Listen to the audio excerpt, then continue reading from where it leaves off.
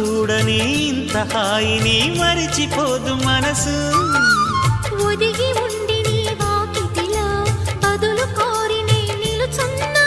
దారి తెలియని చీకటిలో వెలుగు చూసి కాదంటానా. ఊరించి ఇది ఏ మాసం?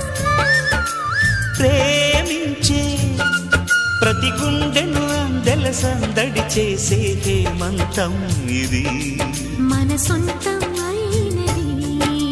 కిలకిల నవ్వే కోయిల కోసం వచ్చింది మధుమాసం.